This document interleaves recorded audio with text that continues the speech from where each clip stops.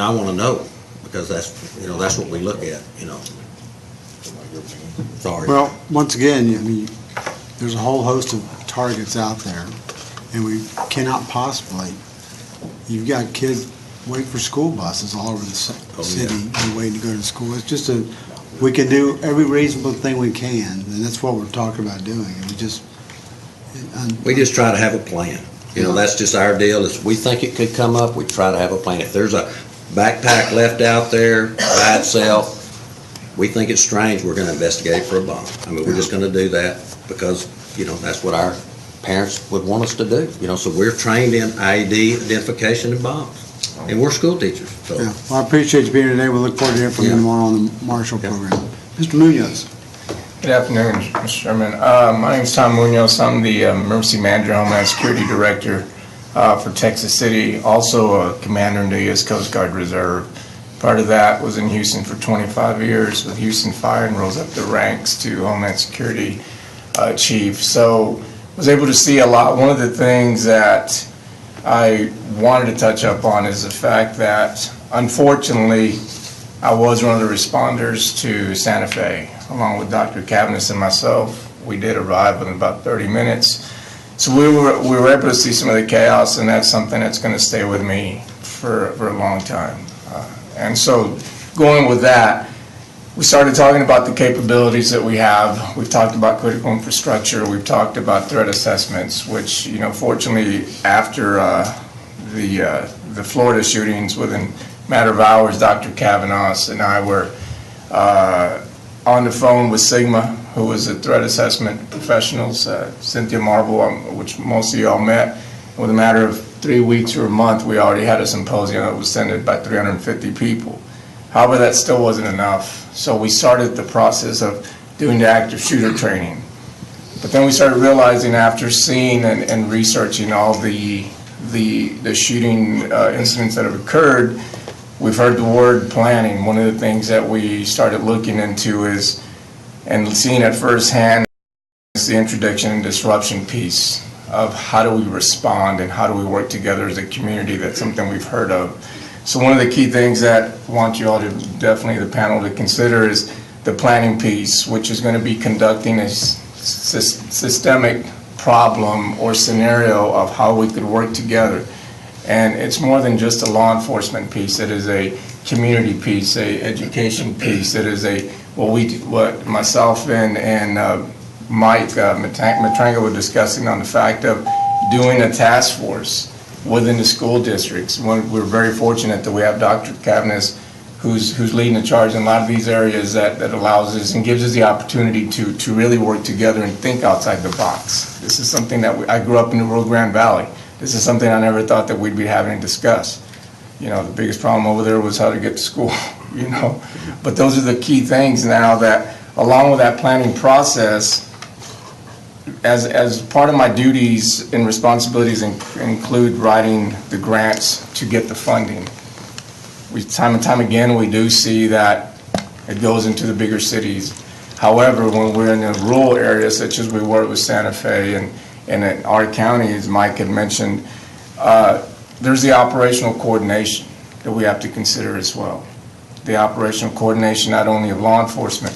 One of the key things that I'm going to take with me to the end of my day is going to be the brief that we had during the Santa Fe incident. So looking at what we're doing is, and following the core capabilities of the national response plan and the national preparedness goals that have been set out by DHS and obviously presidential directive. Within that is the incident command structure that, once again, it requires training. It's great if you're in a big city where you have resources. When I was with Houston Fire, with 4,200 firefighters at any given time and 109 stations, that was something that I never even considered during planning. Now we look into the community approach as we started talking about rural areas. So one of the key things is just to take into consideration that operational coordination that has to be established for a unified command to take place, followed by the operational communications, which we're starting to find that in rural areas, it is an expensive process. And every time we see a scenario, we dealt with Hurricane Harvey. We see the same scenario over and over where it is communications. I was fortunate I had a mayor that allowed me to get activated to Puerto Rico where I was out there. Once again, the communication. So having to take that in mind, however, unfortunately, it does take money. And those are some of the solutions that we have to start identifying, which then takes us into, once again, it keeps on popping up, is the fusion centers. The importance of sharing that information, getting it together. We see time and time again where time was lost, information was not passed over properly. So once again, thinking outside the box, we're looking at internally establishing fusion centers within our own district, having that task force. We do have Tech City PD along with Lamar, sharing that liaison position that creates that information flow to pass it along. Unfortunately, within 24 hours the following day, we had somebody send out a tweet saying Tech City is next. Our system allowed us, and once again the relationships and the communication piece allowed us within 7:15 to be on the phone, and within 7:35 we did have that information and coordinating with the Fusion Center along with our cyber forensic expert in our department, but once again, which comes through grant money, homeland money, and state money that allows us to do those and have those resources. So within a matter of 45, maybe even 20 minutes, we had identified who had sent the tweet, and then within about 45 minutes, we had somebody in custody for questioning. So these are some of the things that I would really encourage the committee to even look at. The infrastructure is one piece. I wish there was a recipe that we could present on this is the perfect model. And I think everything else is, whether it's the infrastructure, whether it's the school size, but it is going to have to be, quote unquote, as myself and Dr. Cavness and Mike Matranga discussed, it's almost like the creation of a task force within ourselves, utilizing the response model that's been set out by Department of Homeland Security, utilizing the core capabilities of planning, operational communication, and operational coordination, and intelligence sharing. So those are some things that I think also have to be discussed as well. Well, I do hope that local law enforcement will take that person that they've apprehended and severe penalties as an example. One of our biggest concerns now is the copycats. Well, and thank you for bringing that, Mr. Chairman. One thing that talking to Dr. Cavness, and once again, we've often heard it takes a village to raise a child, but now it's taken a whole community in the state to raise a child. One of the things is that now, as part of our educational piece, is getting that, and when we talk to students, is understand that little tweet, what you might think is a joke, and we're not looking at it as such, and we're not going to do that. The other thing is getting that relationship with students and understanding that, hey, we can work on this together. And as a father of 2 boys at home, that's the hardest question to answer is, what do I do, Dad? And those are the things that as educators, as law enforcement, as people from office can start getting together that process and that planning piece that is needed to answer that hard question. Do I go to school? I never thought I'd have to answer that question. Well, if there was a joke on the tweet, a summer of painting stripes in a hot parking lot over the summer would probably help fix that. I think Dr. Cavness is going to be taking care of that one. Take care of it. Thank you, Mr. Chairman. This young man that walked into Santa Fe, a trench coat, did he come in the front door? Through the back door, sir. The back door. He didn't go through any checkpoint. No one stopped him when he... If I could, just real quick, on the Santa Fe deal, we don't have the story all out. And we don't, and that's what I was about to say. Since the shooter is alive. Okay. There's a criminal investigation. Sorry about that. I just wondered right now. But just real quick. Okay. Thank you. They have people that watch their access points, but this was a testing day. It's also towards the end of the day, Yes. end of the year. So you had kids coming and going, seniors weren't there on time. So it wasn't like a regular day where the bell went and everybody's supposed to be sitting in class. So it was an unusual day. It was unusual. Yeah, so I don't want to get too much into it. And I'm sorry about Yeah. that. I obviously prayed for them a lot. Yeah. I really did. I don't mean to cut you off, but I just... Yeah. Anything beyond that is conjecture, because what they know and what they can't always tell you. Sure. Because we do have a trial that's going to happen. which is hard to imagine too. We caught the guy red-handed, he confessed, but it's a system. It's going, Yes. doing it right. Yes, sir. Where in the valley did you serve or work? Far area. In Far San Juan Alamo? Yeah. I think we voted for you. Yeah, I want to remember.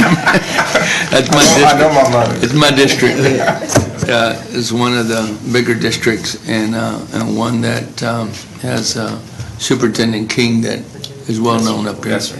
by people. Absolutely.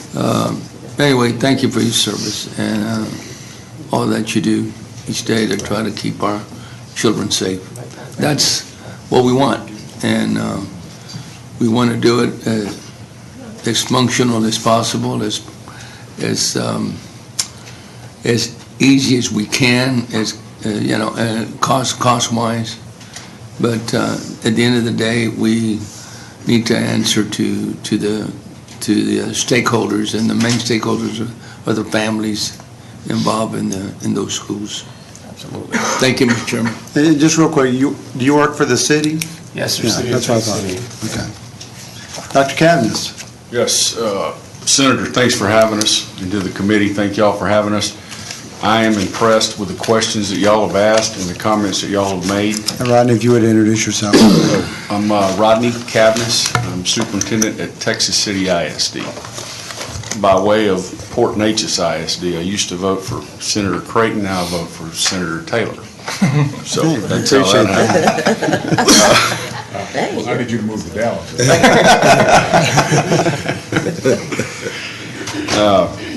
I think this committee is certainly headed in the right direction, and I think it's important the amount of listening that y'all are doing, and I am sure that you are getting an earful on things that will make mamas happy and things that are real safety and security issues. If you can figure the ones out that keep mamas happy and are effective, we'll get this thing worked out. I feel confident. My wife has become a school security expert over the last few weeks.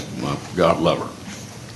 My executive staff and I'm 29 years into this. We sat together and I'm looking at curriculum expert, a technology expert, instructional expert, a school finance expert, a school law expert, and it was like a light came on and we said, we're not safety and security experts, and we're just not, and that's tough for a superintendent to admit that they don't know everything about everything, and we just don't. So we talked, and kind of as a coincidence, and God watching out for us, Mike Matranga was wanting to move back, and we were wanting to hire him, and we worked that deal out, and I went to my board and I said, we can't afford not to hire this guy. So we hired him. He has hit the ground running. He just drove in a day ago. I am looking to the opinions of experts on this, and he is an expert. Just like I would look to the opinions of a curriculum expert if we're talking about curriculum, or my CFO if we're looking at a finance issue. They're experts in their field, and maybe this will open the door for some other districts to be able to hire some really high-quality people like Mike. I think you got to attack this thing from all angles. The hardening of your targets, the intelligence that leads up to it, the social media monitoring, the coordination of your PD, sheriff's offices, etc., the training that Tom spoke to, the training that Mike spoke to. It's a big job, because every time the crises that I've dealt with as a principal and as a superintendent, you can, when it's over with, you can immediately find out what you forgot to do. And with a perfect plan, you're going to get hammered when it's over with, no matter how good it is. So you've got to exhaust every resource and every bit of money that you can spend on it to ensure that our kids and our teachers are safe. I've been going to trainings for 30 years on this. A couple of good ones over the year, but the threat assessment training that we had with Sigma Group was truly unbelievable. And it's very common sense, it's very to the point, We trained all our principals in it and all our administrators. We can easily train the teachers, the parents, and start training our kids when they're that tall. And the main idea behind it is, when you see something or you suspect something, you've got to say something. You must. Of course, there are more detailed steps in this process, but I think it is very usable and a very practical means of assessing threats. Y'all made great comments and asked great questions about mental health. I mean, I've got this in bold print, underlined twice, and when we do these threat assessments and we look at it, and this is good, this is good, this is good, availability of mental health counseling or help or diagnoses, man, that always pops up. And counselors and teachers and myself, we're not trained to diagnose mental illness, okay? Are we somewhat trained in areas to see some signs and refer this to the parent and have the parent refer the kid? We are, but we're not, that's not at a level that we're at. Mental health help is lacking terribly at this time. What's even worse is the day after we have one of these incidents, within 12 to 24 hours after something like this happens, you have X number of people getting interviewed that said, oh yeah, I knew this kid was going to do that. I saw the signs. This guy's not all there, whatever they say. The social media posts pop up. It's pretty clear to me when I see those. So people see things and they don't want to offend anybody or whatever, however how you want to phrase it, but we've got to say something when something's wrong. I don't want to wrongly accuse a kid, but if something's wrong and you know something's going to happen, we've got to communicate that to our citizens and our kids, and you got to tell somebody. Here's an example. When you know a kid's being neglected or sexually abused or physically abused, you got 24 hours to report that. I would respectfully ask for some language or a law that says when you've got reason to believe that a kid has the ability to shoot up a school, that you must report that. And I'm not big on making a law for everything that we need to do, but I think that that would be a practical approach in trying to address this.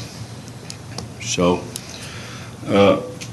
and Senator Whitmire talked about dealing with mentally ill kids and or 504 kids and or especially special ed kids, okay?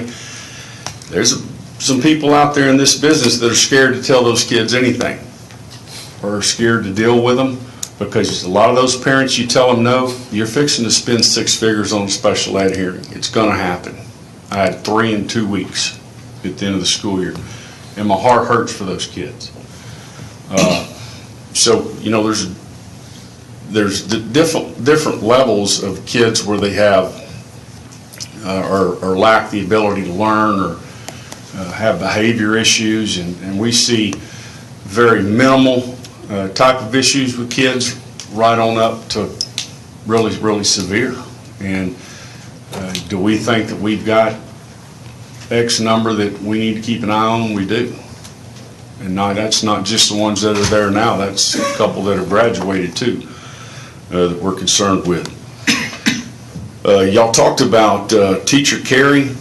If you have a police officer on your board, it's not going to happen. But peace officers I've talked to, they're very adamant about no, teachers don't carry guns on campus. They're not trained.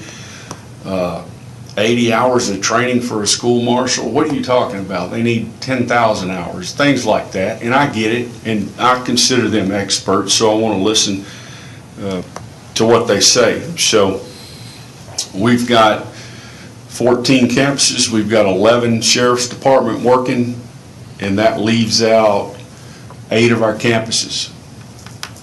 So we need to, go 8 more people. We're at about 700,000 a year right now for those 11, so you can do the math.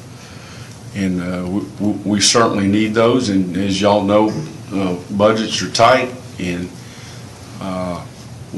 any help that we can get, we'll certainly take. Good comments from Senator Huffman. These kids know what they're trained to do when we have a crisis. Okay? So they know it's hard to get in the front door. So you can imagine something as simple as a kid saying, "Hey, will you prop that carpet in front of this back door? I need to run out to my truck and get my math book." Human error that small can lead to a huge bad day. So human error is a big part of this. And when I say that we need to stay ahead of the game, the news reported that the Parkland shooter shot the window out, put it in the door to where the kids gather for a lockdown. So they know what's going on. They're super smart. Social media, I think Mike and Tom instituting 24/7 surveillance is going to cost us some money. I don't think you can put a price on safety of kids and teachers, so we're going to do that. I'm just kind of to the point to where I don't really think my opinion matters very much, so that's why I hired him. And I'm not going to talk as long as he did. So I think he got the blue ribbon today. So we're very glad to have him, very glad to have Tom with his expertise. We've got a really good working relationship with the city. The city doesn't try to run the district. We don't try to run the city. But very good working relationship with both Lamarck and Texas City and with Sheriff Trosset. And I have talked to him, left a message for the judge about us meeting, maybe throw some ideas around on the Fusion Center and try to move that ahead. I think there's some FEMA ways that you can get that done for cents on the dollar. So we'll certainly investigate that. Well, that's certainly Homeland Security. Yes. So, and several of the people talked about relationship with kids. Kids got to be able to, they need to know the boundaries and know the rules and all those things, but they also need to, you got to have a culture in your schools where they feel comfortable coming to talk to you. So we had a pre-K kid brought a gun to school the other day. He was 4 when he started school. He's 5 now. Kid told on him. And that's just a real crude example of threat assessment and what to do when you see something coming down the line. Now, since this happened, or since our threat assessment training with Sigma, we've been appealing to the teachers, appealing to our parents, appealing to your kids that when you see something, say something. And the phone's been blowing up, and they're sending everything. And I think that's good. And some of it, kind of sort of a threat, some of it was copy and paste and kind of change some letters of it. It really didn't amount to anything. So, Senator Huffman has a question. Just a quick question on Yes, ma'am. the 4-year-old who brought the gun to school. In a situation like that, I'm hoping that doesn't happen very often, but when it does, so you would contact law enforcement, not to rat on the 4-year-old, but to make sure that they would go investigate at his home to see how he got access, I'm assuming? well, How does that work? Because we need to make sure that that's, there's follow-up. What you're saying is a very good point, because a big part of threat assessment has to do with do the parents have guns? Do the kids have access to the guns? Are the guns locked up? What's the kid's history? One of these things. So I don't know if we went to the kids' house. Well, I'm just thinking Below when- 10 years old, it's not a criminal offense, but you can do a safety home visit. You can just, kind of like a CPS, but you can do it through It's law like a enforcement. CPS issue. Yeah. We followed up on it, and, I think that a parent giving a kid a gun is a Class C misdemeanor, and if the kid commits a violent act with it, it's a Class A. So that's where we're at on that deal. Well, but it is a criminal offense. I mean, I just think that if any time that a kid comes to school with a weapon, that there needs to be follow-up by the police across the state to find Right. out, because that could ultimately save the life of that child Yeah. or, another child in the home. But clearly, there's a problem at home. Our sheriff's officers got over there quickly and interviewed the kid, and he was very honest Yeah. about what happened, and then mom and dad walked in and the story changed, and he kind of locked up, and Yeah. I mean, that leads to the parents' cars getting gone through, the house getting gone over, the whole thing, so. Anyways, anybody got any questions? That was mine. Sir Hancock? Just a couple of different directions. I spent 13 years on the school board, but it was 12 years ago, so, God bless you. yeah, I don't know what I was thinking. You get paid a lot. My dad did 12, so I thought, I'm very competitive, I guess. I had to beat him by 1 year. But, we talked a lot with the architects about school design, and when I was there, we wanted collaboration, right? So you brought teachers in, students in, parents in, administration in, and that's how we kind of designed the schools.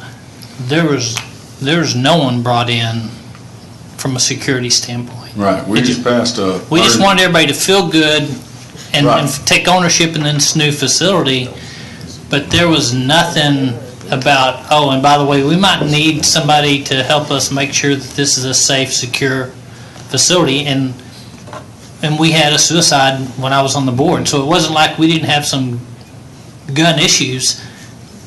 Yeah.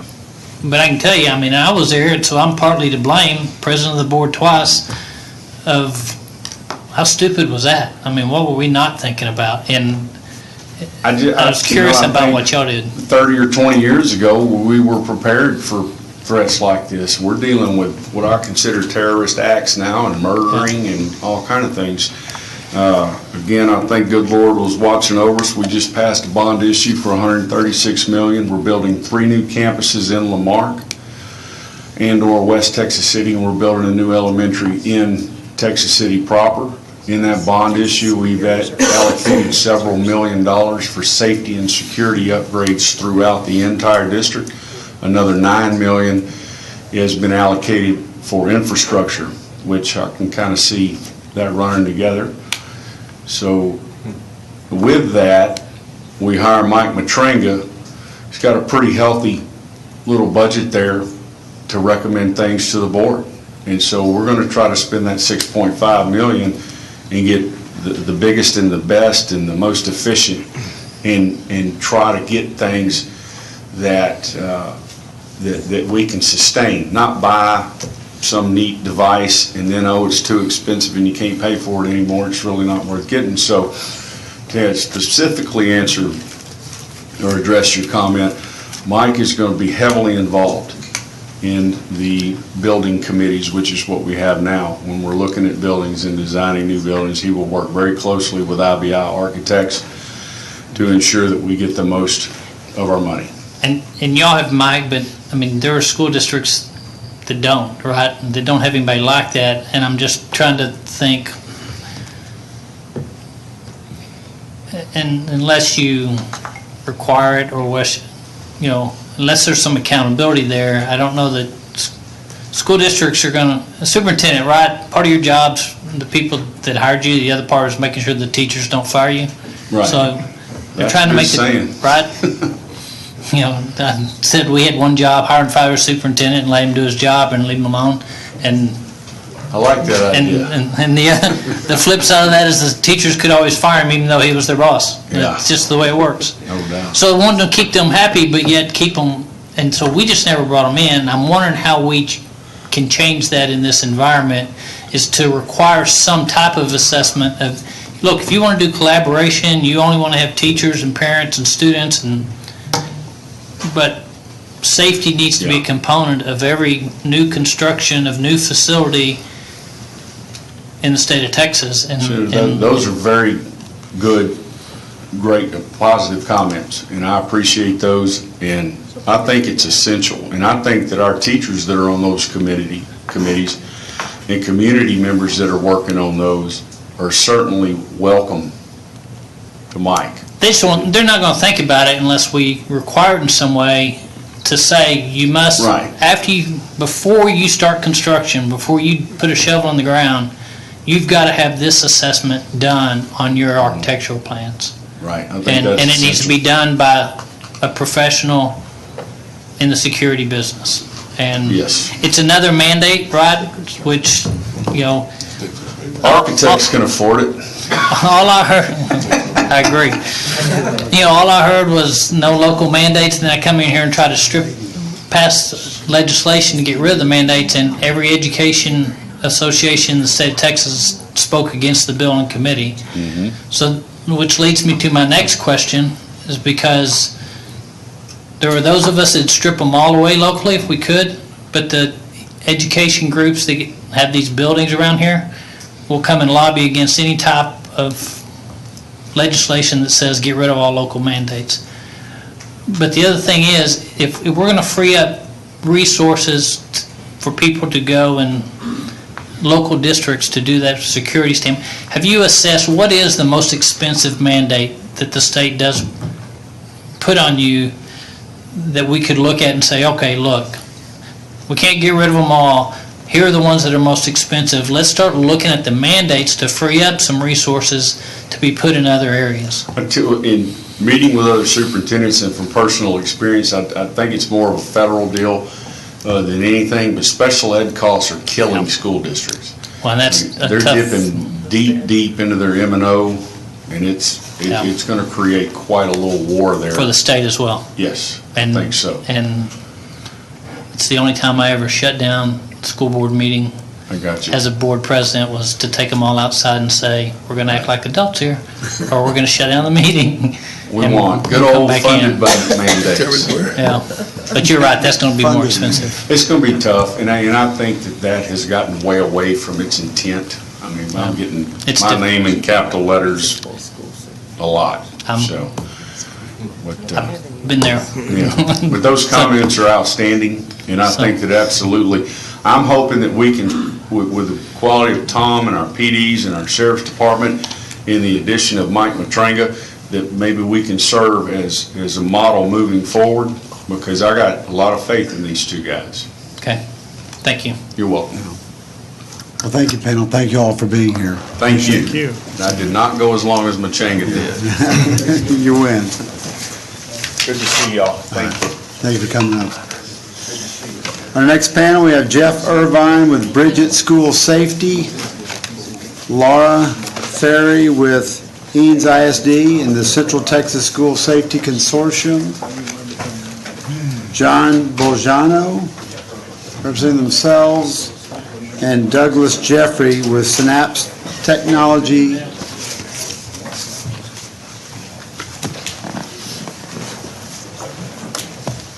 Are you Jeff? I'm Jeff. All right, Jeff. Good afternoon. If you would introduce yourself for the record. I am Jeff Irvine. I'm the CEO and founder of Bridget School Safety Platforms. I'm grateful to be here today to sit through all the testimony.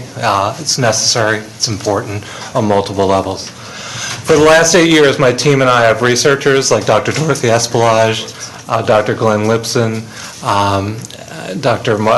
Gillespie, and others have worked with law enforcement, with teachers, with parents, with students to create a true school social safety network. We needed a new approach. We needed to emphasize prevention, deterrence. Everything we heard today, everyone's correct. We need real-time data and feedback. We need to be able to create the ways of school culture and redesign school culture. And we've been doing it, and we've been running it for the last 4 years in New York City and in LA, testing it out, and now we're rolling out across the country in terms of what we're doing. It's about having safe communication for students. They won't generally do it on a face-to-face level. It's see something, send something, receive something. We can match all the resources. You all watch Netflix? Netflix knows what you like, it knows what you need, it assesses you in real time, and it pushes to you. We can do the same thing with resources on a national level, on a safety level, and on local wraparound services. So we build a front end where we standardize the gathering of data as it relates to safety, all at-risk behaviors, both from a law enforcement, legal perspective, as well as a behavioral perspective. With that data, we can then match up resources in real time, and we do it. And so you talked about including the parents in the school. Absolutely key. You talked about getting better information faster. The best information and culture and climate in the school is set at the margin by students. You have a couple thousand pairs of eyes every day. And I heard over and over today, we need to engage students, they need to be able to communicate, we need data, we need to be able to connect the dots, we need to be able to intervene early and often. We need positive behavioral support and intervention systems. We need whole school approaches. Opt-in approaches don't work. Reporting apps and approach don't work. You need the whole community. And how do you get a whole community today? You get it through a social media platform. If you look historically, what changes culture, communication is the most powerful tool. What's the most formal tool of communication that we have today? It is social media, and the students use it. So we need to engage where they are with their tools, and they're now our tools. They know them better than us. And then we need to leverage those tools to push positivity, push good, and see what's going on. We can now identify the outliers early and often, the ostracized students, the students who commit suicide, who attempt it, so on and so forth. We can use technology for what it's good for, to identify early and then map solutions. But social emotional learning, mental health, mental wellness is all about a conversation. It's having the right teachable moment at the right time, and that's what we can do. Not only for student on student, but also student on teacher and parent on student as well. Dorothy Espelazer's research, and she's one of the leading researchers on bullying, harassment, and at-risk behavior in the country, is all about aligning the parent and the teacher in the character education of the student to improve school climate. Very easy to say, very hard to do. But with a social media approach, with a communications approach, we can now do it.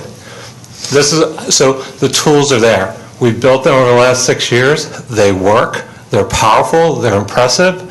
And we'd love a chance to allow them to be seen by all of you guys along the way. We think it's important. So I wanted to come today. I flew from New York City to come down.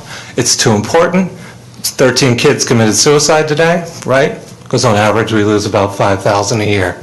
250 between the ages of 10 and 14. Not acceptable. Last year there were 600,000 students who went to the emergency rooms trying to commit suicide.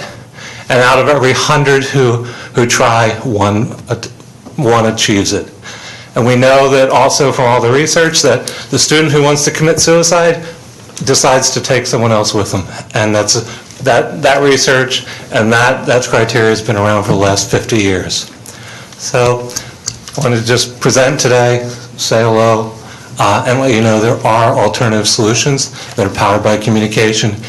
We have to bring the communities back together, and we have to use social media technology to do that. We have to drive interpersonal with technology in order to balance out what's going on. You flew in from New York. I flew in from New York. But you're not from New York.